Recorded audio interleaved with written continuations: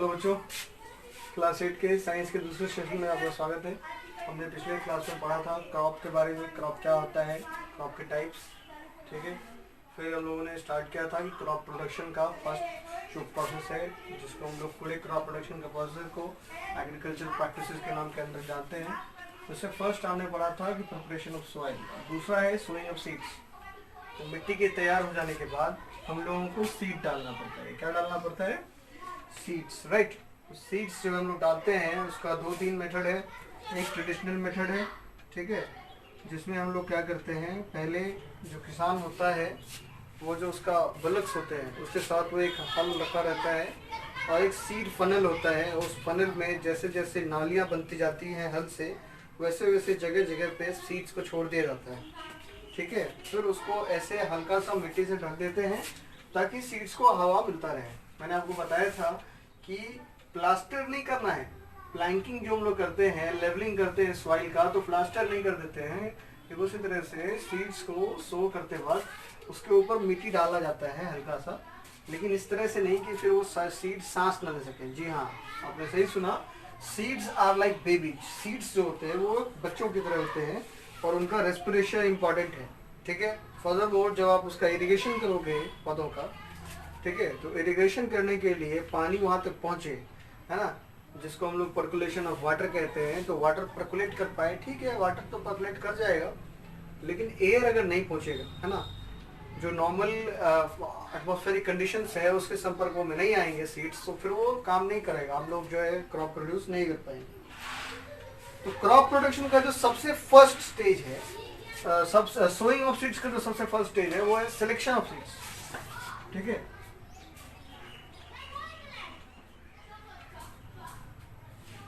Seeds को select करना important है। ऐसा तो नहीं है कि कुछ भी उठा के आप डाल दोगे, तो कोई भी सीड्स उठा के डाल दोगे तो जो है you know it will grow into a plant, no they will not, ठीक है। तो उसका सिलेक्शन पहले करना पड़ता है कि कौन से seeds are fit for crop production. तो जो एक ट्रेडिशनल मेथड है उसमें क्या करते हैं, किसान सीड्स को पानी में डाल देते हैं, ठीक है। तो अब जैसे आप ये चीज़ जो है घर पे भी देखते हो, है ना, सीड्स को अगर आप पानी में डाल दोगे और जो सीड्स परफेक्ट नहीं होंगे, ठीक है, वो सीड्स ऊपर आ जाते हैं, बिकॉज जो सीड्स खराब है वो अंदर से हॉलो हो गया रहता है। सीड्स के बारे में आप पढ़ोगे, सीड्स जो होता है, बीज जो होता है ना, वो बीज के अंदर एक बच्चा पौधा होता है, ठीक है। मोनोकोटिलेडोनस, डाइकोटिलेडोनस जो है सीड्स का टाइप होता है। तो आपको सीड में एक टाइनी प्लांट होता है that grows after you provide them with water, air and comfortable and favourable conditions. तो selection of seeds first process है। दूसरा प्रोसेस है कि उसको डाला कैसे जाता है। तो हमने सॉइल का प्लैंकिंग कल किया था, है ना, या लेवलिंग कल किया था। अभी हम लोग देखते हैं कि हम लोगों को फिर खेत, मान लो एक क्रॉप फील्ड है, तो फिर फील्ड में क्या किया जाता है कि सीड्स को परफेक्ट दूरी पे, है ना, ऐसी नालियां बना के, अच्छा, इसमें भी सीड्स को सो करने में भी 3-4 चीज आपको ध्यान रखना पड़ता है। Let's see how what.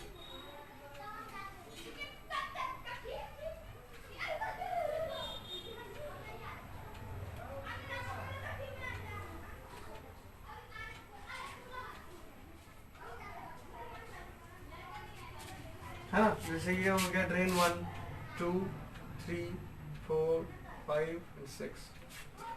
तो सीड्स को प्रॉपर दूरी पे बोया जाता है।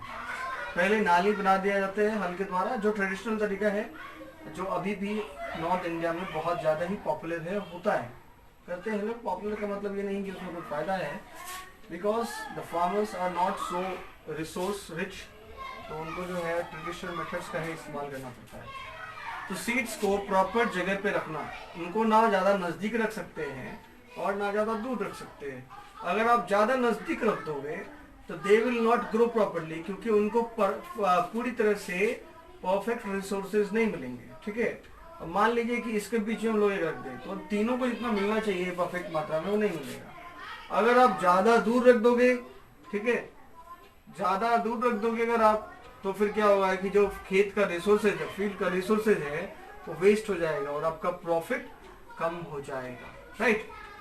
तो ये सारी चीजें जो है जब हम लोग सीड्स को सो करते हैं, जब उसको बोते हैं, तो हमें ध्यान में रखना होता है, करेक्ट। तो अगर आप इस प्रकार से देखो तो मान लीजिए ये इतना बड़ा फील्ड है, इतनी दूरी पे नहीं, मतलब हम एक स्केल का बात कर रहे हैं उस हिसाब से, ठीक है।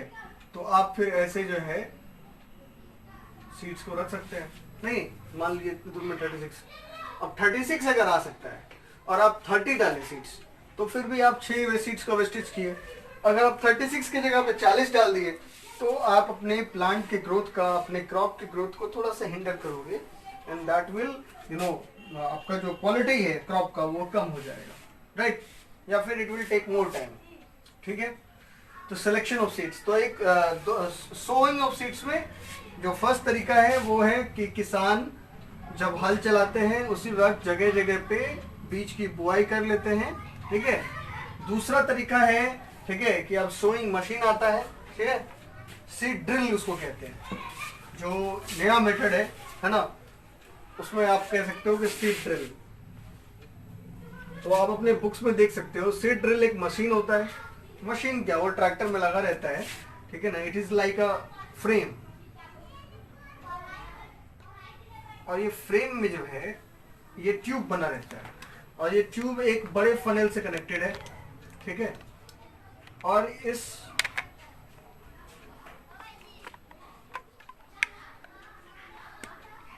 अभी इस ट्यूब से इसमें नीचे जो है हल जैसा नुकीला इक्विपमेंट लगा रहता है। आपके बुक में ये दिया होगा, आप देख सकते हो।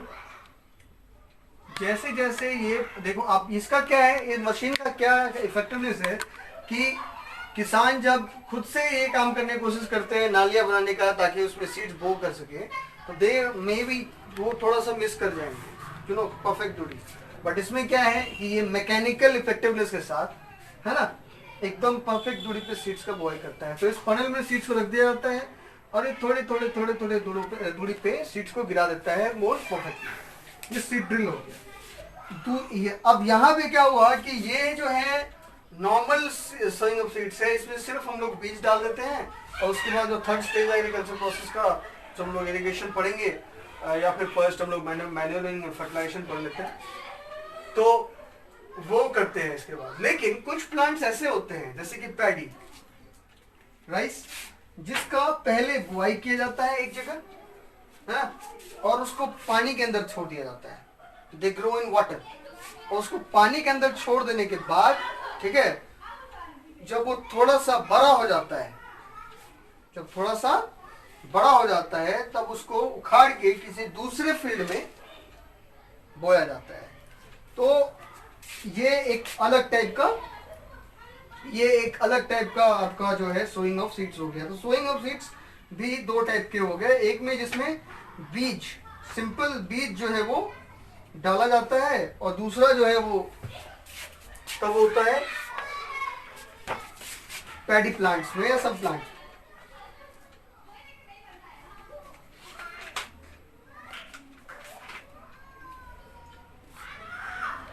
जिनको सीडलिंग्स कहा जाता है। जी हाँ, मैं ये नाम भूल रहा था।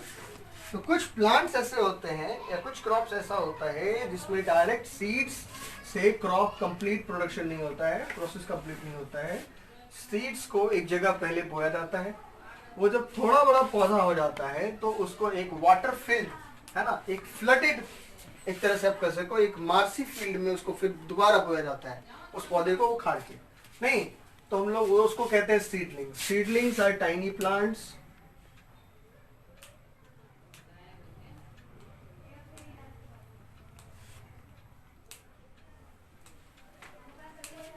which are resown for crop production। और ये किस में होते हैं, तो राइस में।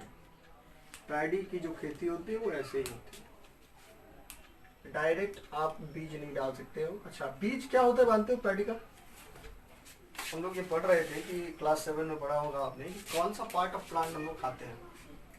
तो राइस जो होता है उसका हम लोग बीज खाते हैं, है ना। पैडी चावल जो होता है it is a seed of the plant, correct. उसी सीड से डायरेक्ट आप प्लांट ग्रो नहीं कर सकते हैं। उस सीड से जब हम लोग टाइनी सीडलिंग्स ग्रो कर लेते हैं, ठीक है, इतने बड़े बड़े पौधे होते हैं, 10 से 15 सेंटीमीटर आप समझ सकते हो, उससे थोड़ा बड़ा, और उसको फिर उखाड़ के जो पानी से बड़ा फील्ड होता है उसमें बोया जाता है। पानी पैडी का वाटर रिक्वायरमेंट बहुत ज़्यादा होता है, इनफैक्ट कह सकते हो कि क्रॉप्स में सबसे ज़्यादा उसका होता है। जो नेक्स्ट स्टेज है ना, किसका नेक्स्ट स्टेज? क्रॉप प्रोडक्शन का एग्रीकल्चरल प्रैक्टिसेस में जो थर्ड प्रोसेस है वो है adding manure and fertilisers. Adding manure and fertilisers.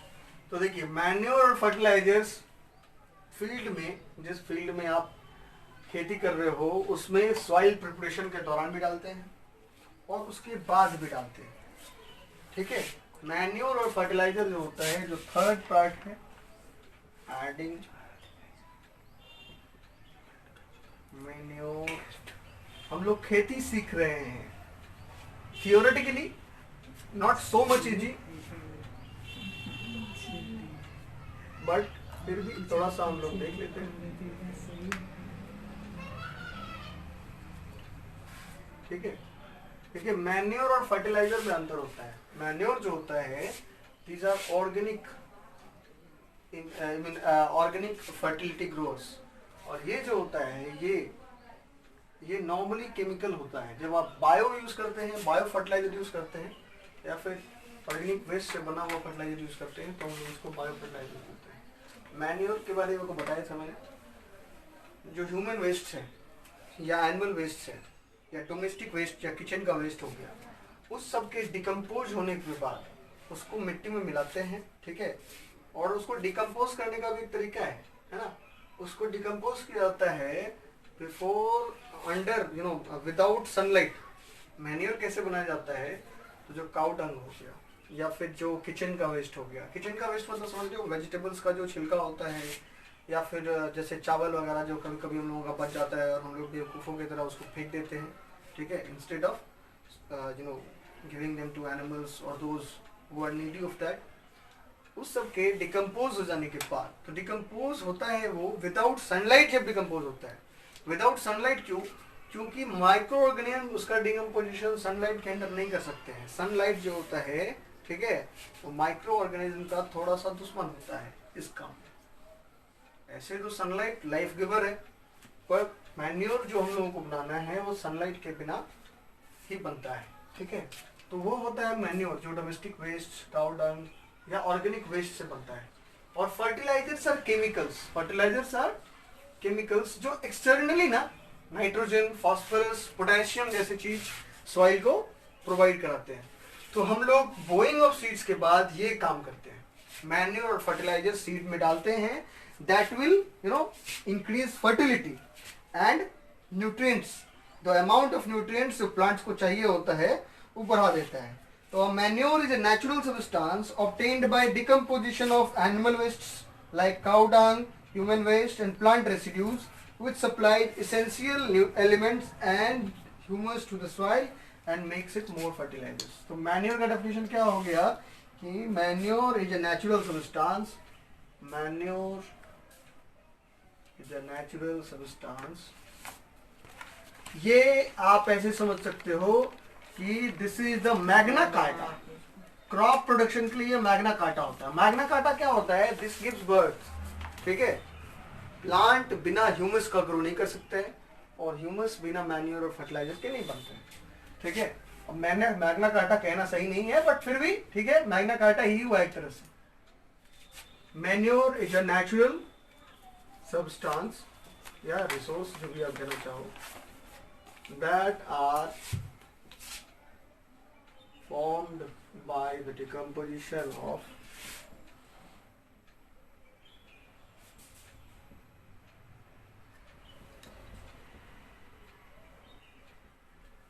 organic wastes like cow dung, और सिर्फ काउ डंग नहीं, बफेलो डंग भी ले सकते हो, ठीक है। काउ डंग, ह्यूमन वेस्ट,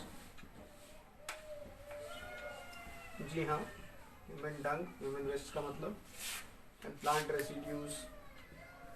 ऐसे ह्यूमन वेस्ट में सिर्फ डांग ही नहीं लेंगे, ह्यूमन वेस्ट का मतलब जो हम लोग इस्तेमाल करते हैं और हम लोगों का कचरा बनता है वो, मतलब किचन का वेस्ट भी ह्यूमन वेस्ट में गिना जाएगा। ठीक है। Decomposition of organic waste like cow dung, human waste and plant residues and it provide essential nutrients to crops.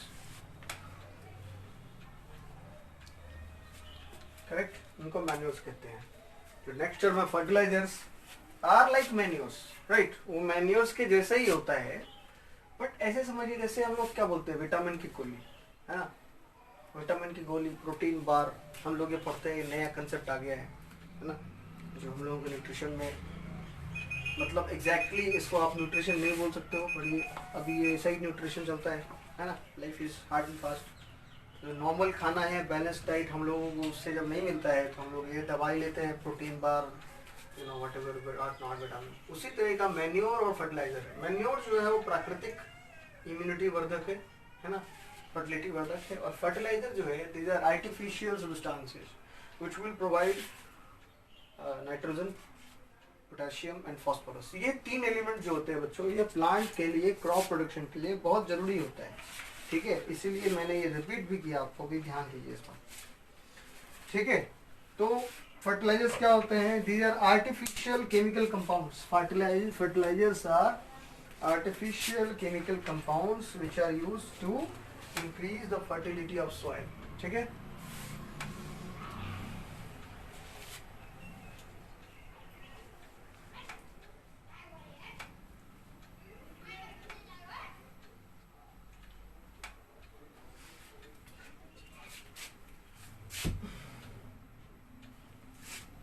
Fertilizer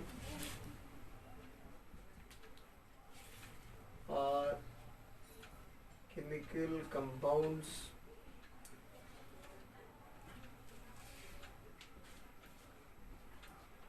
used to enhance the fertility of substance, fertility of soil by providing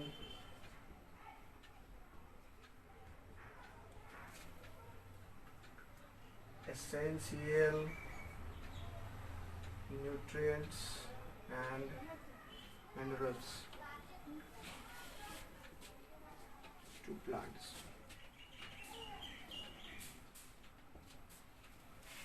अब देखिए manure और fertiliser का एक बहुत अच्छा example आपको यहीं पे समझाते हैं। Manure is like roti, bhaat, chawal, dal etcetera. Fertiliser is like protein, carbohydrate, vitamin, dietary fibres. Fertiliser में हम लोग एग्जांपल देखते हैं, फर्टिलाइजर में हम लोग एग्जांपल देखते हैं कि वो केमिकल कंपाउंड्स के बारे में पढ़ोगे, राइट। जैसे सबसे फेमस यूरिया है ना, उसके बाद जो होता है अमोनियम सल्फेट। अमोनियम सल्फेट भी यूरिया ही प्रोवाइड कराता है, बट इससे थोड़ा सा ये सॉफ्ट होता है। सॉफ्ट क्यों होता है? क्योंकि फर्टिलाइजर्स जो है ये इंजेक्शन है, दवा है, एंटीबायोटिक है, नॉर्मल इम्यूनिटी नहीं है। ठीक है। एनपीके, एनपीके देखिए, एनपीके क्या है? ये एक फर्टिलाइजर है जो कि आपको नाइट्रोजन, फास्फोरस, पोटेशियम प्रोवाइड कराता है। बच्चों के पोटेशियम के लिए यूज होता है। के जो है पोटेशियम का लैटिन नेम है कैलियम। अब एग्जाम्पल क्या है, आपको हम क्या अंतर बताना चाह रहे थे कि मैन्योर हम लोगों को प्रोवाइड कराता है ये न्यूट्रिएंट्स, है ना, बाय नेचुरल मीन्स।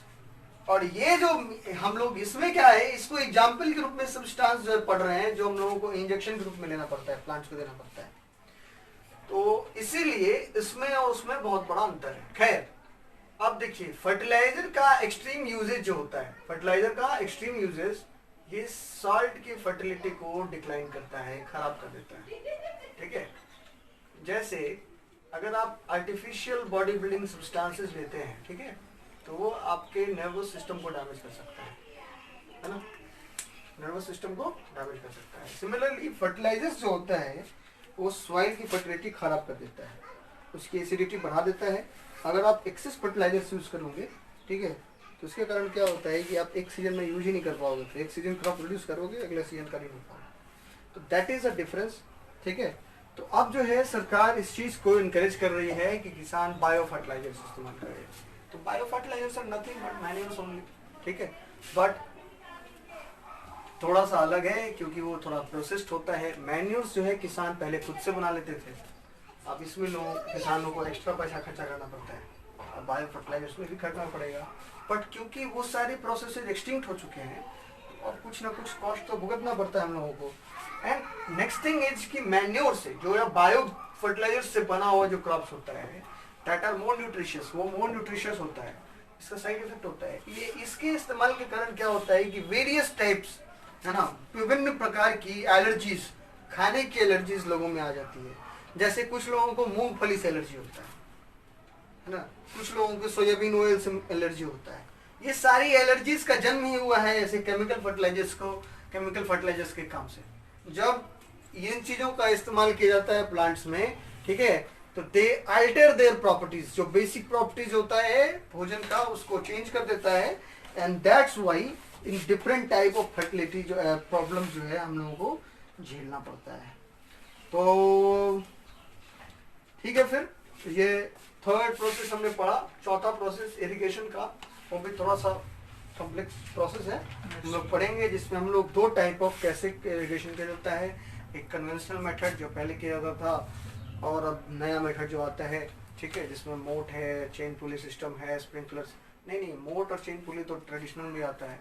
फिर हम लोग जो ड्रिप इरिगेशन सिस्टम और स्प्रिंकलर इरिगेशन सिस्टम वगैरह पढ़ेंगे, तो वहाँ पे हम लोग समझेंगे कि every discovery, every invention is not खराबी ही नहीं होता है कि जैसे ट्रेडिशनल मेथड था उसमें ज़्यादा काम करना पड़ता था। फर्टिलाइजर्स जो है ये भले ही नया है बट ये डेंजर है, खतरनाक है, लेकिन जो नया सिस्टम है इरिगेशन का वो हम लोगों को फ़ायदा पहुंचाता है। तो ऑल राइट, थैंक यू, हम लोग अब नेक्स्ट क्लास में मिलते हैं।